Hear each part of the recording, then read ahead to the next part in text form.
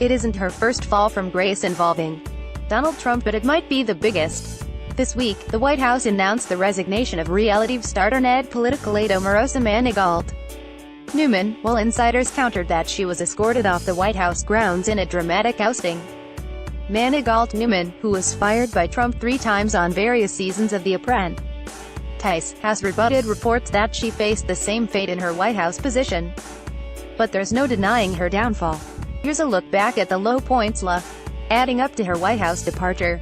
Banished from 4 jobs in the Clinton-Gore White House, Manigault Newman made a controversial name for herself in the political world even before she entered Trump's White House.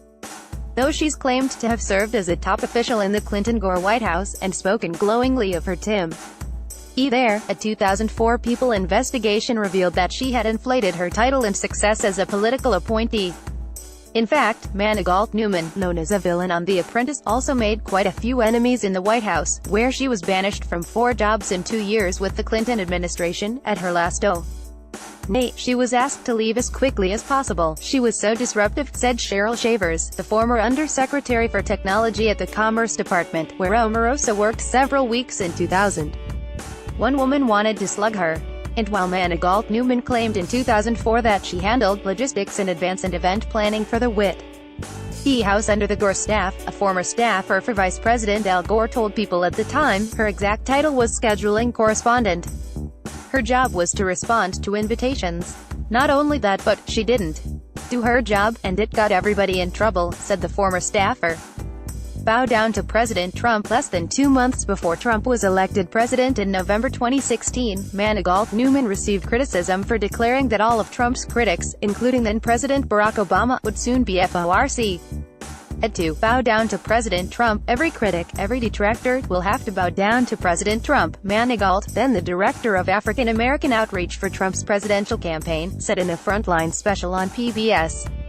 It's the ultimate revenge to become the most powerful man in the universe, she also said Obama would rue the day he mocked Trump at the 2011 White House Correspondents' Dinner. It just kept going and going, and he kept hammering him, Manigault said. And I thought, oh, Barack Obama is starting something that I don't know if he'll be able to finish, the Honorable Omarosa Manigault. When she invited members of the Congressional Black Caucus to attend a meeting with Trump in June 2, 2016, the then White House aide signed her name, the Honorable Omarosa Manigault. The move reportedly angered some CBC members, who do get to be called the Honorable, and raised questions about whether she was entitled to the honorific.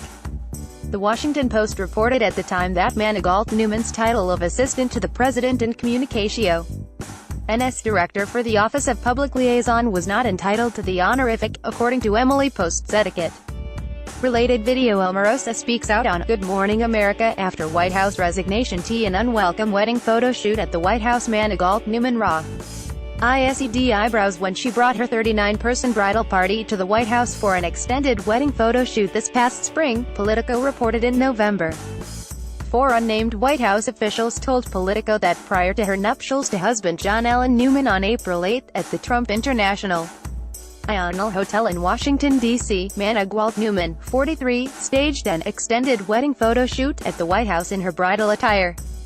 The move caught fellow senior aides and some security officials by surprise, as some lawyers and other senior aides were not briefed in advance, the sources told Politico at the time. Her visitors were said to have loudly wandered around the Rose Garden and West Wing. Manigault was banned from posting the pictures online, Politico said, with White House officials citing security and ethical concerns. It's unclear whether she received formal permission for the photo shoot ahead of time. Sources told Politico that Manigault was seen as a particular problem in the Office of Public Liaison, citing the Honorable Omarosa Manigault incident and a heated appearance at the National Association of Black Journalists convention in August in New Orleans, a shouting match.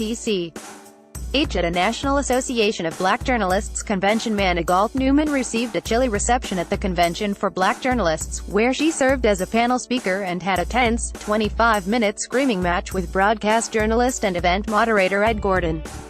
Asked by Gordon how she could sit in a White House while Trump showed support for police brutality, a reference to remarks Trump had recently made encouraging the police to be rougher when arresting suspects, Manigault accused the host of being too aggressive, and refused to answer questions on the topic. As tension mounted, she eventually walked off the stage in a huff. Before she left, several audience members, including Brittany Packnett, a prominent Black Lives Matter activist, stood up and turned their backs toward Manigault Newman to protest her presence, the New York Times reported at the time. On Thursday morning, Good Morning America's Robin Roberts wasn't the only one with a sarcastic farewell message for Manigault Newman. Whoopi Goldberg said on The View, "Yeah, okay. Now, I hope you find something to do. And I hope that you find your people, because maybe they're looking for you."